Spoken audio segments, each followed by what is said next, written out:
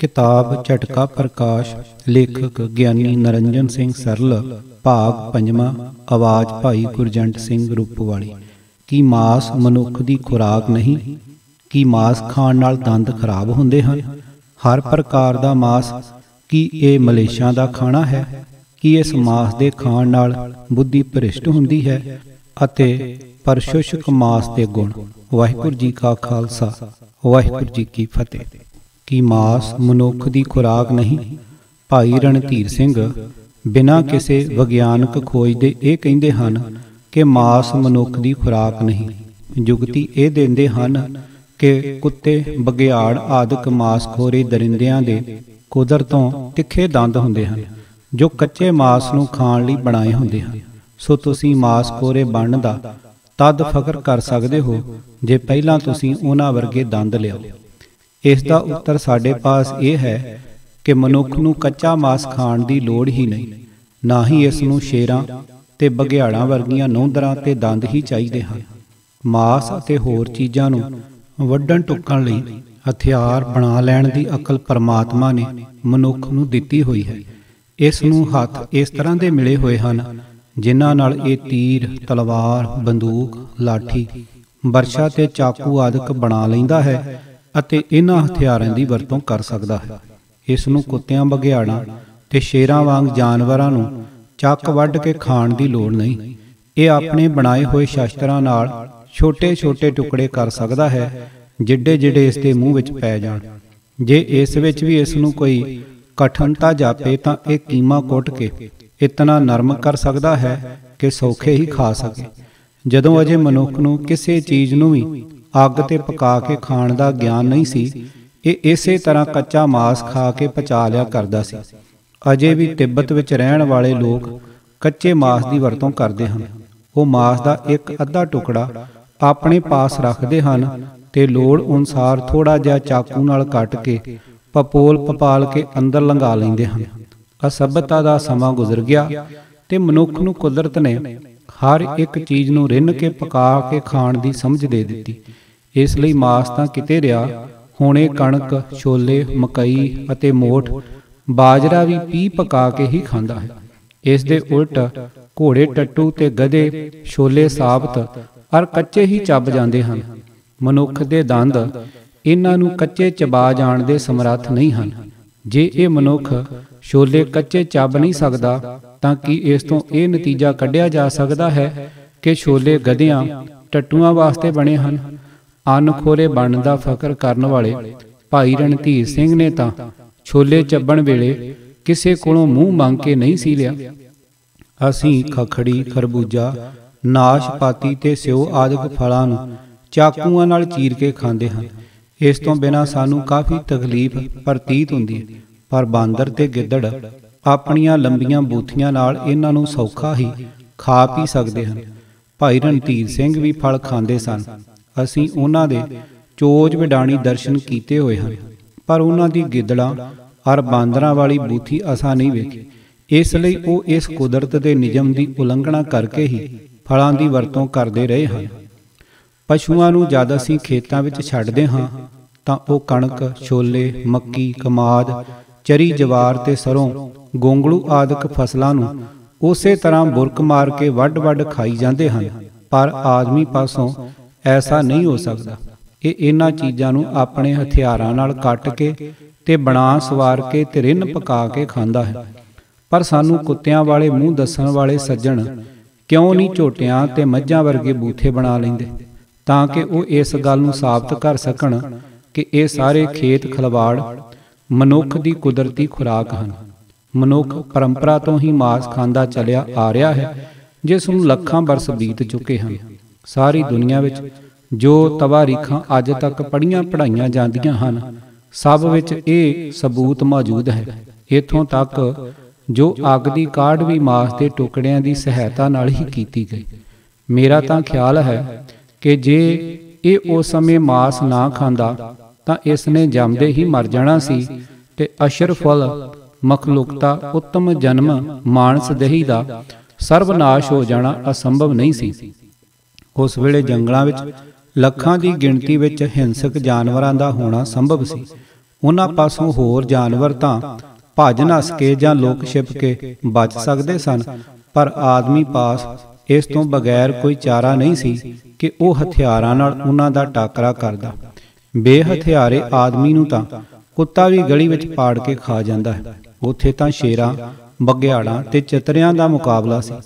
ਅਸੀਂ ਇਹ ਗੱਲ ਯਕੀਨ ਨਾਲ ਕਹਿ ਸਕਦੇ ਹਾਂ ਕਿ ਉਸ ਵੇਲੇ ਭਾਈ ਰਣਧੀਰ ਸਿੰਘ ਜੀ ਦੀ ਰੂਹ ਨੇ ਮਨੁੱਖੀ ਜਾਮੇ ਵਿੱਚ ਪ੍ਰਵੇਸ਼ ਨਹੀਂ ਸੀ ਕੀਤਾ, ਨਹੀਂ ਤਾਂ ਇਹਨਾਂ ਸਰਬ ਜੀ ਦਇਆ ਦਾ ਝੰਡਾ ਖੜਾ ਕਰਕੇ ਮਨੁੱਖਾਂ ਨੂੰ ਅਹਿੰਸਾ ਦਾ ਉਪਦੇਸ਼ ਦੇਣਾ ਸੀ ਤੇ ਹਿੰਸਕ ਜਾਨਵਰਾਂ ਨੇ ਇਹਨਾਂ ਨੂੰ ਪਾੜ ਕੇ ਖਾ ਜਾਣਾ ਸੀ।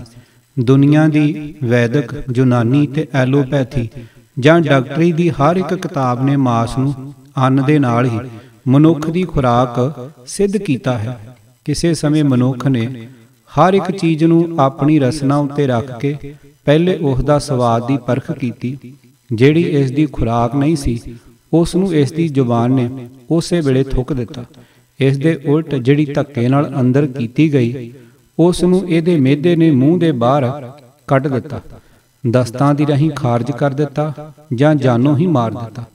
ਜਿਹੜੀ ਚੀਜ਼ ਇਸ ਨੂੰ ਸਵਾਦ ਲੱਗੀ, ਅੰਦਰ ਜਾ ਕੇ ਹਜਮ ਹੋ ਗਈ, ਦੇਹ ਨੂੰ ਪੁਸ਼ਟ ਕੀਤਾ, ਬਲ ਬੀਰਜ ਵਿੱਚ ਵਾਧਾ ਕੀਤਾ, ਉਹ ਮਨੁੱਖ ਦੀ ਖੁਰਾਕ ਸਾਬਤ ਹੋ ਗਈ, ਭਾਵੇਂ ਉਹ ਮਾਸ ਸੀ ਤੇ ਭਾਵੇਂ ਘਾਸ। ਇਸ ਵੇਲੇ ਅੱਧੀ ਤੋਂ ਵੱਧ ਦੁਨੀਆ ਮਾਸ ਖਾ ਕੇ ਜਿਉਂਦੀ ਹੈ। ਇਸ ਦੇ ਨਾਲ ਮਨੁੱਖ ਦੀ ਹੱਡੀ ਲੰਮੀ, ਮੋਟੀ ਤੇ ਪੱਕੀ ਹੁੰਦੀ ਹੈ। ਹਰ ਇੱਕ ਮਨੁੱਖ ਅਜਿਹੇ ਗੁਣਾਂ ਵਾਲਾ ਭੋਜਨ ਚਾਹੁੰਦਾ ਹੈ। ਜੇ ਮਾਸ ਮਨੁੱਖ ਦੀ ਖੁਰਾਕ ਨਾ ਹੁੰਦੀ ਤਾਂ ਇਸ ਦਾ ਮਿਹਦਾ ਇਸ ਨੂੰ ਪਚਾ ਨਾ ਸਕਦਾ। ਇਸ ਦੇ ਖਾਣ ਨਾਲ ਕੈ, ਦਸਤ ਜਾਂ ਮਰੋੜ ਲੱਗ ਜਾਂਦੇ ਜਾਂ ਸੂਲ ਨਾਲ ਤੜਫ ਕੇ ਮਰ ਜਾਂਦਾ। ਜੇ ਮਨੁੱਖ ਭੇਡ, ਬੱਕਰੀ, ਮੱਝ ਜਾਂ ਊਠ, ਘੋੜੇ, ਹਾਥੀ ਅਤੇ ਗਧਿਆਂ ਵਾਂਗੂ ਘਾਹ ਸਹਾਰੀ ਹੁੰਦਾ ਤਾਂ ਇਹ ਵੀ ਉਹਨਾਂ ਵਾਂਗੂ ਮਾਸ ਨੂੰ ਸੁੰਘ ਕੇ ਪਿੱਛੇ ਹਟ ਜਾਂਦਾ।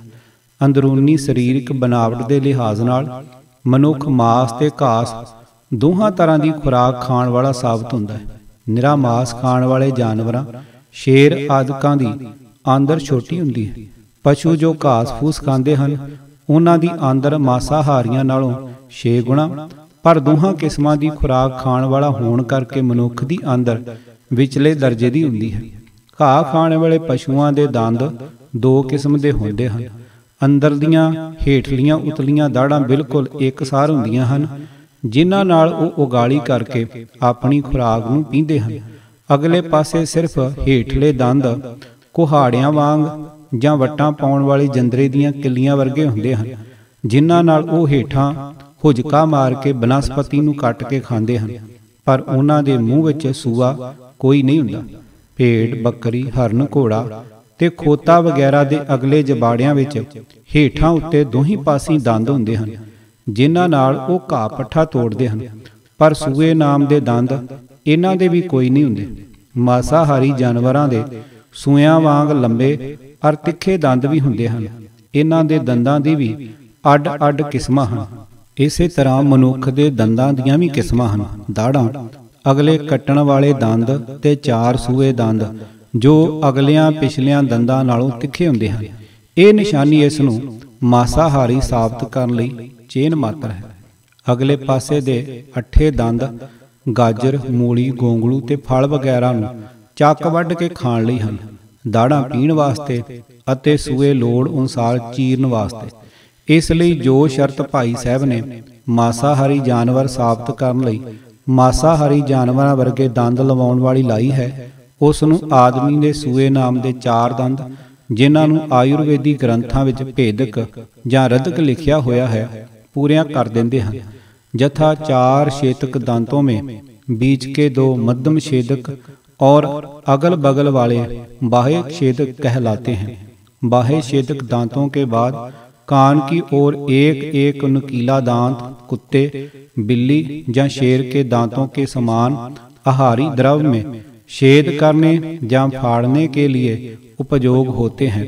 इसे भेदक या रदनक कहते हैं। पुस्तक शरीर परिचय, लेखक पंडित जगन्नाथ प्रसाद शुक्ल, प्रयाग। पर प्रतੱਖ ਨੂੰ ਪ੍ਰਮਾਣ ਦੀ ਲੋੜ ਨਹੀਂ। ਇਹ ਮਨੁੱਖ ਮਾਸ ਨੂੰ ਖਾ ਸਕਦਾ ਹੈ, ਪਚਾ ਸਕਦਾ ਹੈ ਤੇ ਇਸ ਨੂੰ ਖਾ ਕੇ ਜਿਉਂਦਾ ਰਹਿ ਸਕਦਾ ਹੈ। ਬੇਸ਼ੱਕ ਕਿਸੇ ਵੇਲੇ ਇਸ ਨੂੰ ਅੰਨ ਵੀ ਨਾ ਮਿਲੇ। ਦੱਸੋ ਇਸ ਤੋਂ ਵੱਧ ਕੇ ਇਸ ਦੇ ਸਬੰਧ ਵਿੱਚ ਕੀ ਸਬੂਤ ਪੇਸ਼ ਕੀਤਾ ਜਾ ਸਕਦਾ ਹੈ? ਕੀ ਮਾਸ ਖਾਣ ਨਾਲ ਦੰਦ ਖਰਾਬ ਹੁੰਦੇ ਹਨ? ਭਾਈ ਰਣਧੀਰ ਸਿੰਘ ਜੀ ਤੇ ਉਹਨਾਂ ਦੇ ਖਿਆਲਾਂ ਦੇ ਹੋਰ ਕਈ ਮਾਸ ਵਿਰੋਧੀ ਸੱਜਣ ਇਹ ਗੱਲ ਵੀ ਕਰਦੇ ਹਨ ਕਿ ਮਾਸ ਖਾਣ ਨਾਲ ਦੰਦ ਖਰਾਬ ਹੁੰਦੇ ਹਨ। ਇਹ ਗੱਲ ਵੀ ਉਸੇ ਤਰ੍ਹਾਂ ਹੀ ਗਲਤ ਹੈ ਜਿਵੇਂ ਉਹਨਾਂ ਦੀਆਂ ਹੋਰ ਜੁਗਤੀਆਂ। ਵਿਚਾਰ ਦ੍ਰਿਸ਼ਟੀ ਨਾਲ ਦੇਖਣ ਤੋਂ ਪਤਾ ਲੱਗਦਾ ਹੈ ਕਿ ਮਾਸ ਖਾਣ ਨਾਲ ਦੰਦ ਪੱਕੇ ਹੁੰਦੇ ਹਨ। ਡਾਕਟਰੀ ਅਤੇ ਵੈਦਿਕ ਦੇ ਸਾਰੇ ਗ੍ਰੰਥਾਂ ਵਿੱਚ ਇਹੋ ਕੁਝ ਲਿਖਿਆ ਮਿਲਦਾ ਹੈ ਕਿ ਮਾਸ ਹੱਡੀ ਨੂੰ ਮੋਟੀ, ਲੰਮੀ ਤੇ ਪੱਕੀ ਕਰਨ ਵਿੱਚ ਸਹਾਇਕ ਹੁੰਦਾ ਹੈ। ਦੰਦ ਵੀ ਮਨੁੱਖੀ ਹੱਡੀਆਂ ਵਿੱਚ ਸ਼ਾਮਲ ਹਨ। ਜੇ ਦੂਜੀਆਂ ਹੱਡੀਆਂ ਮਾਸ ਖਾਣ ਨਾਲ ਪੁਸ਼ਟ ਹੁੰਦੀਆਂ ਹਨ ਤਾਂ ਦੰਦਾਂ ਦਾ ਪੁਸ਼ਟ ਹੋਣਾ ਵੀ ਲਾਜ਼ਮੀ ਹੈ। ਨਿਰੋਲ ਮਾਸਾਹਾਰੀ ਜਾਨਵਰਾਂ ਦੇ ਦੰਦ ਘਾਹ ਖਾਣ ਵਾਲੇ ਜਾਨਵਰਾਂ ਨਾਲੋਂ ਪੱਕੇ ਹੁੰਦੇ ਹਨ। ਦਾ ਕਾਰਨ ਵੀ ਨਾ ਖਾਣਾ ਹੈ। ਦੰਦ ਦੀ ਸਫਾਈ ਨਾ ਕਰਨੀ ਵੀ ਦੰਦਾਂ ਦਾ ਨਾਸ ਕਰਦੀ ਹੈ। ਅਣਜਾਣ ਲੋਕ ਦੰਦਾਂ ਵਿੱਚ ਮਾਸ ਦੇ ਕੁਝ ਰੇਸ਼ੇ ਫਸ ਜਾਣ ਤੋਂ ਇਹ ਅੰਦਾਜ਼ਾ ਲਾਉਂਦੇ ਹਨ ਕਿ ਮਾਸ ਨਾਲ ਇਹ ਖਰਾਬ ਹੁੰਦੇ ਹਨ।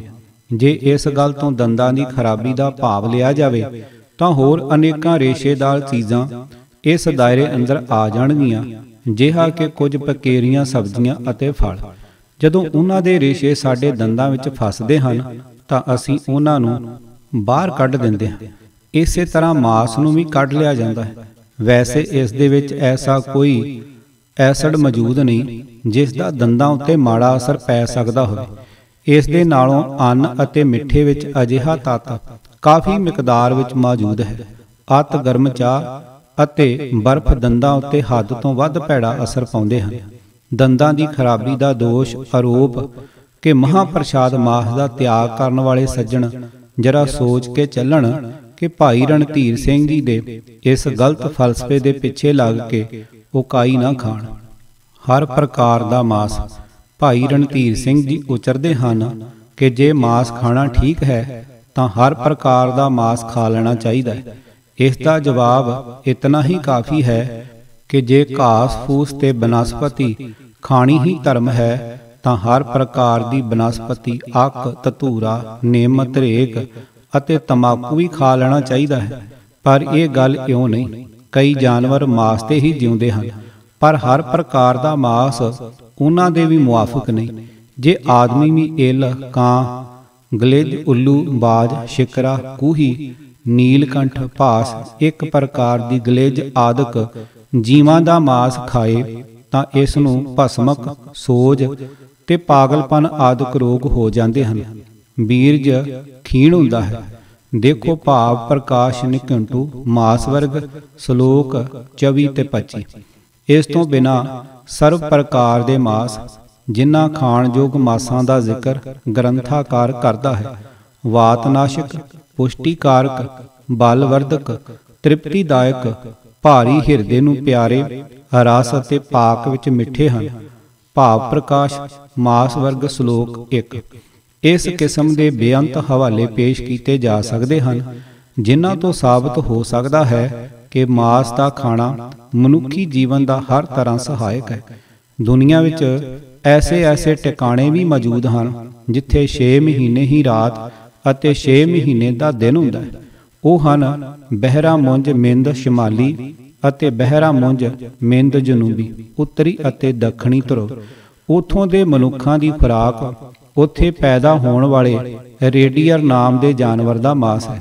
ਉਸੇ ਦੀ ਖਲ ਨੂੰ ਕੱਪੜੇ ਦੇ ਤੌਰ ਤੇ ਪਹਿਨਦੇ ਹਨ। ਉਹਨਾਂ ਦੇ ਜੀਵਨ ਦਾ ਆਧਾਰ ਇੱਕ ਇਹੋ ਜਾਨਵਰ ਹੈ।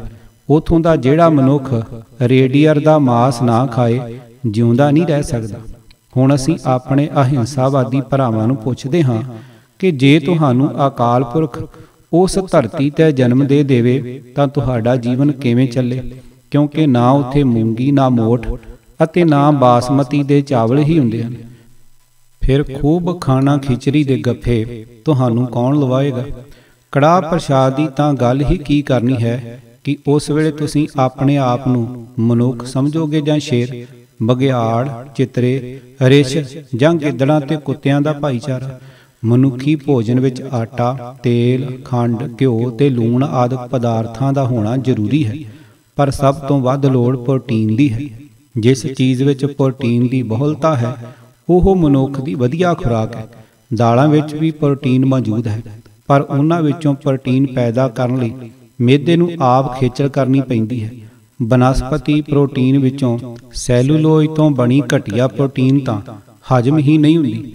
ਪਸ਼ੂ ਪ੍ਰੋਟੀਨ ਦੀਆਂ ਬਣੀਆਂ ਵਸਤੂਆਂ ਮਾਸ, ਦੁੱਧ ਅਤੇ ਆਂਡੇ 90% ਨਾਲੋਂ ਵੀ ਵਧੇਰੇ ਹਜਮ ਹੋ ਜਾਂਦੀਆਂ ਹਨ। ਪ੍ਰੋਟੀਨ ਦੀ ਜੀਵਨ ਸੰਬੰਧੀ ਕੀਮਤ ਇਸ ਗੱਲ ਤੋਂ ਨਾਪੀ ਜਾਂਦੀ ਹੈ ਕਿ 100 ਗ੍ਰੀਨ ਪ੍ਰੋਟੀਨ ਭੋਜਨ ਤੋਂ ਕਿੰਨੀ ਪ੍ਰੋਟੀਨ ਸਰੀਰ ਦੀ ਪ੍ਰੋਟੀਨ ਦਾ ਭਾਗ ਬਣ ਸਕਦੀ ਹੈ।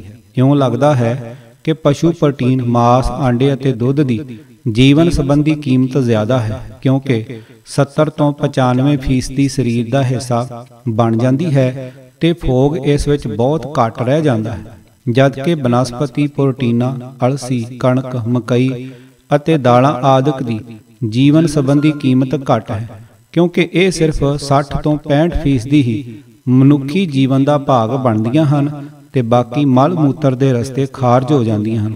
ਦੇਖੋ ਟੈਕਸਟ ਬੁੱਕ ਆਫ ਜਿਓਲੋਜੀ, ਐਡਿਟ ਕਰਦਾ KM ਬਾਈਕੋਥ, ਸਫਾ 308। ਇਹ ਉਹਨਾਂ ਸਾਇੰਸਦਾਨਾਂ ਦੀ ਰਾਏ ਹੈ ਜਿਨ੍ਹਾਂ ਇਸ ਮਸਲੇ ਉੱਤੇ ਵਾਲ ਦੀ ਖੱਲ ਲਾਹ ਕੇ ਵਿਖਾਈ ਹੈ। ਇਹੋ ਕਾਰਨ ਹੈ ਕਿ ਅੱਜ ਦੇ ਭਾਰਤ ਵਾਸੀ ਆਪਣੇ ਮੌਜੂਦਾ ਪਾਣੀ ਨੂੰ ਮੱਛੀਆਂ ਪਾਲਣ ਲਈ ਵਰਤਣ ਤਾਂ ਸਾਡੇ ਅੱਜ ਕੱਲ੍ਹ ਦੇ ਖਾਣੇ ਦੇ ਪ੍ਰੋਟੀਨ ਦੀ ਘਾਟ ਪੂਰੀ ਹੋ ਸਕਦੀ ਹੈ ਅਤੇ ਭਾਰਤ ਨੂੰ ਆਪਣੀ ਖੁਰਾਕ ਲਈ ਦਰ-ਦਰ ਝੋਲੀ ਅੱਡੀ ਫਿਰਨ ਦੀ ਲੋੜ ਨਹੀਂ ਰਹਿ ਜਾਂਦੀ। ਇਸ ਲਈ ਇਹ ਆਖਣਾ ਕਿ ਮਾਸ ਮਨੁੱਖ ਦੀ ਖੁਰਾਕ ਨਹੀਂ, ਮਹਾਂ ਮਿਥਿਆ ਹੈ। ਭਾਈ ਰਣਧੀਰ ਸਿੰਘ ਨੇ ਇਹ ਸਾਬਤ ਕਰਨ ਲਈ ਕਿ ਮਨੁੱਖ ਮਾਸਾਹਾਰੀ ਨਹੀਂ, ਹੇਠ ਲਿਖਿਆ ਸ਼ਲੋਕ ਪੇਸ਼ ਕੀਤਾ ਹੈ। ਇੱਕ ਮਾਸਾਹਾਰੀ ਇੱਕ ਤ੍ਰਿਣ ਖਾਹੇ, ਇੱਕ ਨਾ ਛਤੀ ਅੰਮ੍ਰਿਤ ਪਾਹੇ, ਇੱਕ ਮਿਟਿਆ ਮੈਂ ਮਿਟਿਆ ਖਾਹੇ, ਇੱਕ ਪੌਣ ਸੁਮਾਰੀ ਪੌਣ ਸੁਮਾਰ, ਇੱਕ ਨਿਰੰਕਾਰੀ ਨਾਮ ਆਧਾਰ, ਜੀਵੈ ਦਾਤਾ ਮਰੈ ਨ ਕੋਏ, ਨਾਨਕ ਮੁਠੇ ਜਾਹੇ ਨਾ ਹੀ ਮਨ ਸੋਏ। ਪੰਨਾ 144। ਭਾਈ ਸਾਹਿਬ ਇਹਨਾਂ ਤੁਕਾਂ ਤੋਂ ਇਹ ਸਮਝ ਬੈਠੇ ਹਨ ਕਿ ਇਹ ਸਿਧਾਂਤ ਸਾਰੇ ਜਾਨਵਰਾਂ ਉੱਤੇ ਲਾਗੂ ਹੁੰਦਾ ਹੈ। ਇਹ ਸ਼ਬਦ ਜੀਵਾਂ ਦੀਆਂ ਖੁਰਾਕਾਂ ਦੀ ਕਤਈ ਵੰਡ ਦੱਸਣ ਲਈ ਨਹੀਂ ਉਚਾਰਿਆ ਗਿਆ। ਇਸ ਵਿੱਚ ਸਿਧਾਂਤਕ ਗੱਲ ਇਹ ਹੈ ਕਿ ਜਿਹੜੇ ਲੋਕ ਖਾਣ ਪੀਣ ਦੇ ਫਿਕਰ ਵਿੱਚ ਪੈ ਕੇ ਰੱਬ ਨੂੰ ਭੁੱਲ ਜਾਂਦੇ ਹਨ, ਇਹ ਉਹਨਾਂ ਦੀ ਭਾਰੀ ਭੁੱਲ ਹੈ, ਕਿਉਂਕਿ ਪਰਮਾਤਮਾ ਨੇ ਸਾਰੇ ਜੀਵਾਂ ਦੇ ਖਾਣ ਪੀਣ ਦਾ ਭਲੀ ਪ੍ਰਕਾਰ ਪ੍ਰਬੰਧ ਕਰ ਛੱਡਿਆ ਹੈ। ਜਿਹੜੇ ਜਾਨਵਰ ਮਾਸ ਖਾਣ ਦੇ ਆਦੀ ਹਨ ਉਹਨਾਂ ਨੂੰ ਮਾਸ, ਘਾਹ ਖਾਣ ਵਾਲਿਆਂ ਨੂੰ ਘਾਹ, ਮਿੱਟੀ ਖਾਣ ਵਾਲਿਆਂ ਨੂੰ ਮਿੱਟੀ, ਨਾਨਾ ਪ੍ਰਕਾਰ ਦੇ ਸਵਾਦੀ ਭੋਜਨ ਖਾਣ ਵਾਲਿਆਂ ਨੂੰ ਸਵਾਦੀ ਭੋਜਨ ਮਿਲ ਜਾਂਦੇ ਹਨ, ਕਿਉਂਕਿ ਸਭ ਪ੍ਰਾਣੀਆਂ ਨੂੰ ਰਿਜ਼ਕ ਦੇਣ ਵਾਲਾ ਦਾਤਾ ਸਦਾ ਜਿਉਂਦਾ ਹੈ। ਪਰ ਜਿਨ੍ਹਾਂ ਨੂੰ ਖਾਣ ਪੀਣ ਦਾ ਖਿਆਲ ਰੱਬ ਨੂੰ ਮਨ ਅੰਦਰ ਟਿਕਾਣਾ ਨਹੀਂ ਦੇਣ ਦਿੰਦਾ, ਉਹ ਠੱਗੇ ਜਾ ਰਹੇ ਹਨ। ਆਪ ਇਸ ਸ਼ਬਦ ਤੋਂ ਇਹ ਸਿੱਧ ਕਰਨਾ ਚਾਹੁੰਦੇ ਹਨ ਕਿ ਮਨੁੱਖ ਛੱਤੀ ਅੰਮ੍ਰਿਤ ਖਾਣ ਵਾਲਾ ਜੀਵ ਹੈ, ਇਸ ਲਈ ਇਸ ਨੂੰ ਮਾਸ ਖਾਣ ਦਾ ਹੱਕ ਨਹੀਂ, ਤੇ ਜਿਹੜੇ ਮਾਸਾਹਾਰੀ ਜਾਨਵਰ ਹਨ ਉਹਨਾਂ ਦਾ ਸੰਬੰਧ ਛੱਤੀ ਅੰਮ੍ਰਿਤ ਭੋਜਨਾਂ ਨਾਲ ਨਹੀਂ, ਪਰੰਤੂ ਉਹਨਾਂ ਦਾ ਇਹ ਸਿਧਾਂਤ ਸਭ ਪ੍ਰਾਣੀਆਂ ਉੱਤੇ ਨਹੀਂ ਘਟਦਾ।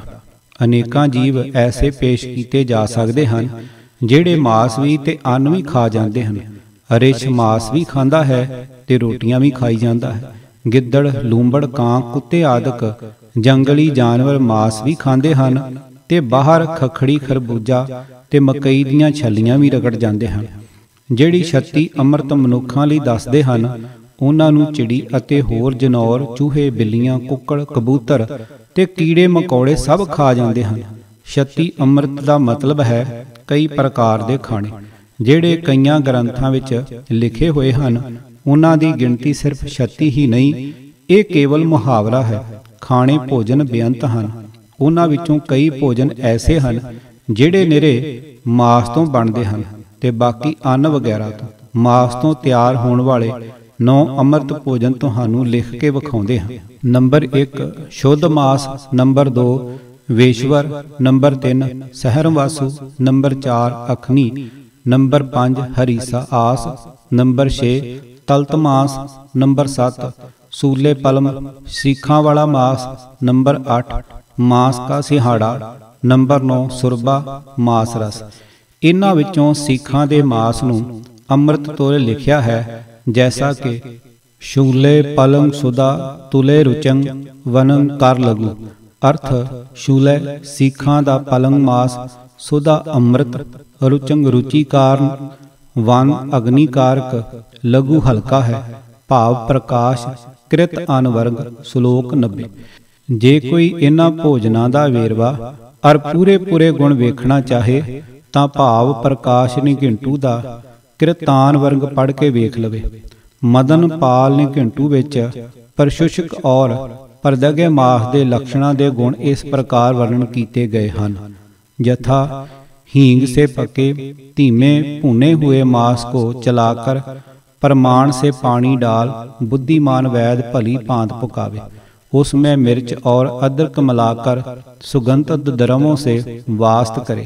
जे परशुष्क अमृत के समान है, जे वात को जीतता है, बल को बढ़ाता है, भारी और वीर्यवर्धक होता है।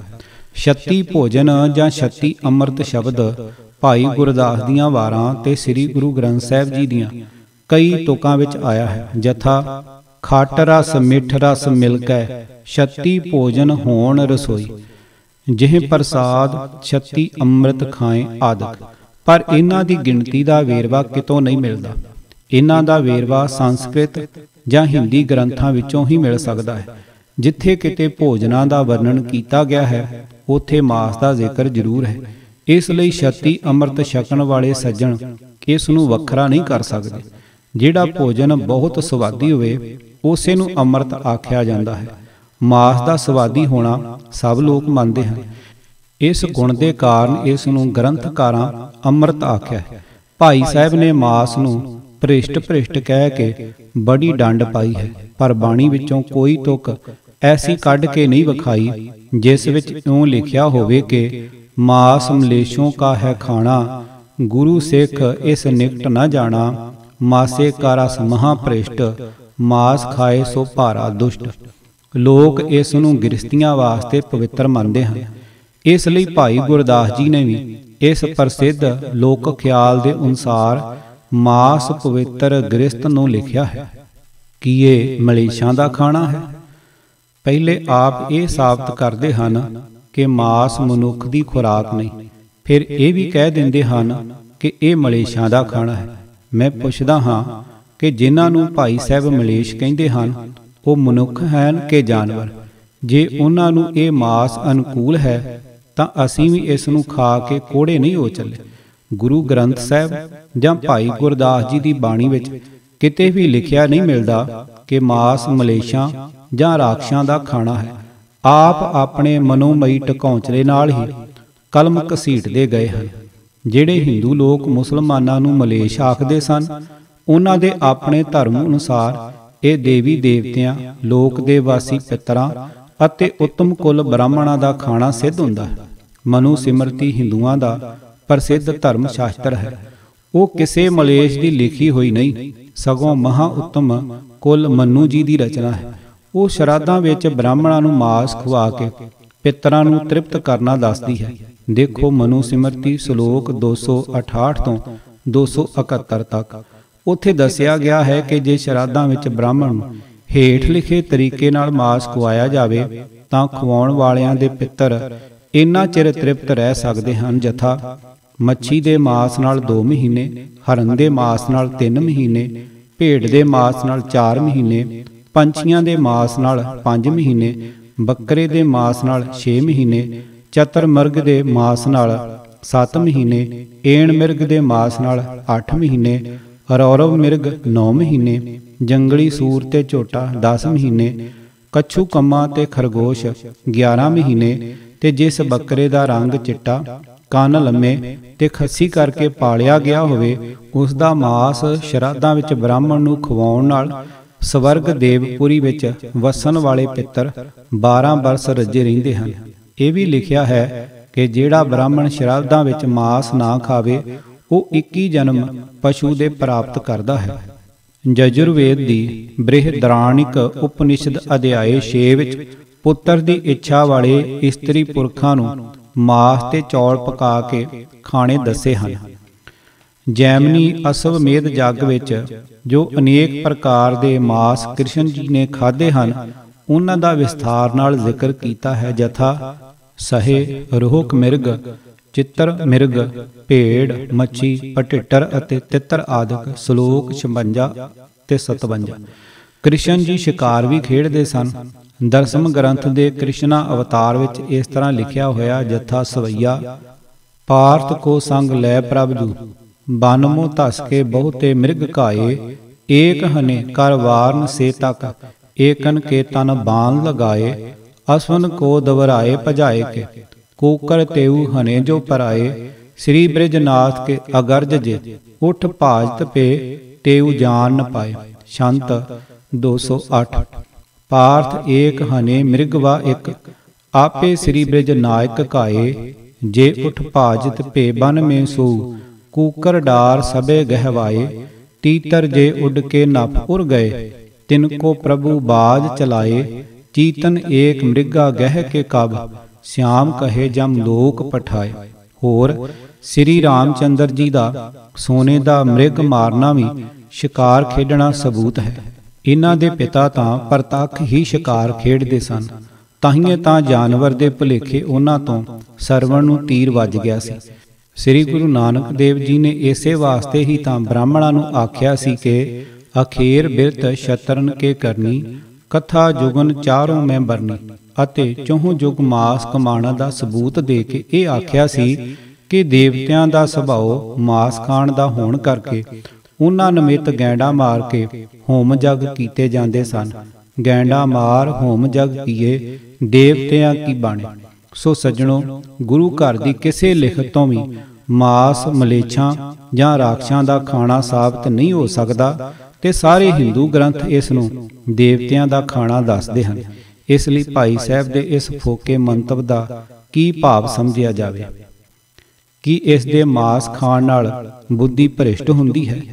ਇਸ ਨੂੰ ਸਿੱਧ ਕਰਨ ਲਈ ਆਪ ਦੇ ਪਾਸ ਗੁਰਮਤ ਜਾਂ ਮਨਮਤ ਦੇ ਕਿਸੇ ਗ੍ਰੰਥ ਦਾ ਸਬੂਤ ਨਹੀਂ ਤੇ ਨਾ ਹੀ ਅਮਲੀ ਤੌਰ ਤੇ ਜੋ ਕੁਝ ਸਾਹਮਣੇ ਦਿਸ ਰਿਹਾ ਹੈ ਉਸ ਦੇ ਅਨੁਸਾਰ ਹੀ ਠੀਕ ਹੈ। ਇਹ ਜੁਗਤੀ ਨਿਰੀਪੁਰੀ ਉਹਨਾਂ ਦੀ ਮਨਮਤ ਦਾ ਹੀ ਉਦਘਾਟਨ ਹੈ। ਦੇਖੋ, ਜਦ ਗੁਰੂ ਕਲਗੀਧਰ ਪਿਤਾ ਨੇ ਪਹਾੜੀ ਰਾਜਿਆਂ ਨੂੰ ਸਿੱਖ ਬਣਨ ਲਈ ਆਖਿਆ ਤਾਂ ਉਹਨਾਂ ਇਨਕਾਰ ਕਰ ਦਿੱਤਾ। ਫਿਰ ਮਹਾਰਾਜ ਨੇ ਇਹ ਕਿਹਾ ਕਿ ਮੈਂ ਹੁਣ ਗਰੀਬ ਸਿੱਖਾਂ ਨੂੰ ਅੰਮ੍ਰਿਤ ਛਕਾ ਕੇ ਤੁਰਕਾਂ ਨਾਲ ਜੰਗ ਕਰਾਵਾਂਗਾ ਅਰ ਰਾਜੇ ਬਣਾਵਾਂਗਾ। ਇਸ ਗੱਲ ਨੂੰ ਸੁਣ ਕੇ ਭੀਮ ਚੰਦ ਸੁਣ ਮਾਨ ਅਚੰਭਾ ਕਹਿਣ ਲੱਗਿਓ ਇਹ ਬਾਤ ਅਸੰਭਾ ਇੱਕ ਇੱਕ ਸ਼ਾਂਗ ਲੇਤ ਇੱਕ ਖਾਹੀ ਵੇਤੇ ਸ਼ਤਰਨ ਵਿਦਿਆ ਮਾਹੀ ਵਲ ਦੀਰਘ ਅਰ ਬੁੱਧ ਮਹਾਨੇ ਰਾਜ ਸਾਜ ਗਿਣਤੀ ਨਹਿ ਜਾਣੇ ਸੂਰਜ ਪ੍ਰਕਾਸ਼। ਰਾਜਾ ਭੀਮ ਚੰਦ ਇੱਥੇ ਇਹ ਕਹਿ ਰਿਹਾ ਹੈ ਕਿ ਮੁਗਲ ਤੇ ਪਠਾਨ ਸਾਡੇ ਨਾਲੋਂ ਬਲ ਵਿੱਚ ਤਗੜੇ ਹਨ ਤੇ ਅਕਲ ਵੀ ਸਾਡੇ ਨਾਲੋਂ ਉਹਨਾਂ ਵਿੱਚ ਬਹੁਤੀ ਹੈ, ਕਿਉਂਕਿ ਉਹ ਇੱਕ ਇੱਕ ਬੱਕਰਾ ਇੱਕ ਇੱਕ ਪਠਾਨ ਖਾ ਜਾਂਦਾ ਹੈ। ਇਸ ਲਈ ਅਸੀਂ ਕਹਿ ਸਕਦੇ ਹਾਂ ਕਿ ਮਾਸ ਖਾਣ ਨਾਲ ਬੁੱਧੀ ਭ੍ਰਿਸ਼ਟ ਹੋ ਸਕਦੀ ਹੁੰਦੀ ਤਾਂ ਉਹਨਾਂ ਦੀ ਤਾਂ ਅਸਲੋਂ ਮੱਤ ਮਾਰੀ ਜਾਣੀ ਸੀ। ਇੱਥੇ ਤਾਂ ਵੈਸ਼ਨੋ ਭਗਤ ਆਪਣੇ ਆਪ ਨੂੰ ਮੂਰਖ ਸਿੱਧ ਕਰ ਰਹੇ ਹਨ। ਆਯੁਰਵੇਦਿਕ ਗ੍ਰੰਥਾਂ ਵਿੱਚ ਤਾਂ ਇਸ ਨੂੰ ਬੁੱਧੀ ਵਰਧਕ ਵੀ ਲਿਖਿਆ ਹੈ। ਉੱਥੇ ਤਲਤ ਮਾਸ ਤਲੇ ਹੋਏ ਮਾਸ ਦੇ ਗੁਣ ਇਸ ਤਰ੍ਹਾਂ ਵਰਣਨ ਕੀਤੇ ਗਏ ਹਨ। ਤਲਤ ਮਾਸ ਤ੍ਰਿਪਤੀ ਕਾਰਕ, ਹਲਕਾ, ਬਹੁਤ ਸਨਗੰਧ ਥਿੰਦਾ, रुचि कारक, शरीर को दृढ़ मजबूत करने वाला और बल बुद्ध अग्न हाजमा मास ओस तेज तथा वीर वर्धक भाव प्रकाश मास कीर्तान वर्ग श्लोक 87 ਅਤੇ 88। पर शुष्क मास के गुण रखा हुआ मांस पर शुष्क कहाता है, जे चिकना और रुचदायक है, तृप्ति कारक, भुख दूर करने वाला, भारी है, बल बुद्ध अग्न मांस और वीर को बढ़ाता है। मदन पाल निकुंटू 11वां वर्ग। इन्हां आयुर्वेदी ग्रंथां दे प्रमाणां अनुसार मास बुद्धि वर्धक साबित हुंदा है ते अमली तौर ते यह गल ठीक प्रतीत हो रही है। मास शरीर विच बल पैदा करदा है, शरीर नूं रिष्ट पुष्ट अर तंदुरुस्त बनाउंदा है। जिस दा शरीर भैड़ियां खुराकां खाण दे कारण निर्बल अर रोगी हो चुका होवे, उस दा दिमाग भी कमज़ोर अर रोगी होना चाहिए है। इस दे मुतलक अंग्रेजी विच एक कहावत है, a sound mind a sound body. इस दा अर्थ है कि सेहतमंद शरीर विच ही सेहतमंद दिमाग हो सकता है। शरीर नूं सेहतमंद रखण, मोटा ताज़ा करन, चिकनाई थिंदापन ਤੇ ਬਲ ਬੁੱਧੀ ਪੈਦਾ ਕਰਨ ਵਿੱਚ ਮਾਸ ਦਾ ਇੱਕ ਵੱਡਾ ਗੁਣ ਹੈ। ਇੱਥੇ ਮਾਸ ਨੂੰ ਸਰੀਰ ਵਿੱਚ ਥੰਧਿਆਈ ਪੈਦਾ ਕਰਨ ਵਾਲਾ ਕਥਨ ਕੀਤਾ ਹੈ। ਜੇ ਸਰੀਰ ਵਿੱਚੋਂ ਥਿੰਦਾਪਨ ਉੱਡ ਜਾਵੇ ਤਾਂ ਮਨੁੱਖ ਫੌਰਨ ਪਾਗਲ ਹੋ ਸਕਦਾ ਹੈ। ਇਸ ਲਈ ਮਾਸ ਬੁੱਧੀ ਨੂੰ ਭ੍ਰਿਸ਼ਟ ਨਹੀਂ ਸਗੋਂ ਉਜਲ ਕਰਦਾ ਹੈ। ਇਸ ਵੇਲੇ ਤੱਕ ਸਾਇੰਸ ਵਿੱਚ ਜਿਤਨੀ ਤਰੱਕੀ ਹੋਈ ਹੈ ਉਹ ਸਭ ਮਾਸ ਖਾਣ ਵਾਲੇ ਪੱਛਮੀ ਲੋਕਾਂ ਨੇ ਹੀ ਕੀਤੀ ਹੈ। ਰੇਲ, ਤਾਰ, ਬਿਜਲੀ, ਮੋਟਰ, ਹਵਾਈ ਜਹਾਜ਼, ਗ੍ਰਾਮੋਫੋਨ ਤੇ ਰਾਕਟ ਆਦਿ ਸਭ ਮਾਸਾਹਾਰੀਆਂ ਦੀਆਂ ਹੀ ਕਾਢਾਂ ਹਨ। ਪਰ ਸਾਡੇ ਮਾਸ ਤਿਆਗੀ ਪੰਡਤਾਂ ਨੂੰ ਤਾਂ ਅਜੇ ਇਤਨੀ ਵੀ ਸਮਝ ਨਹੀਂ ਆਈ ਕਿ ਬੇਰ ਦਾ ਮੂੰਹ ਕਿਹੜੇ ਪਾਸੇ ਹੈ। ਕੀ ਇਹੋ ਇਹਨਾਂ ਦੀ ਬੁੱਧੀਮੱਤਾਂ ਦਾ ਪ੍ਰਮਾਣ ਹੈ? ਕਿਤਾਬ ਝਟਕਾ ਪ੍ਰਕਾਸ਼, ਲੇਖਕ ਗਿਆਨੀ ਨਰਿੰਜਨ ਸਿੰਘ ਸਰਲ, ਭਾਗ 5ਵਾਂ। ਵਾਹਿਗੁਰੂ ਜੀ ਕਾ ਖਾਲਸਾ, ਵਾਹਿਗੁਰੂ ਜੀ ਕੀ ਫਤਿਹ।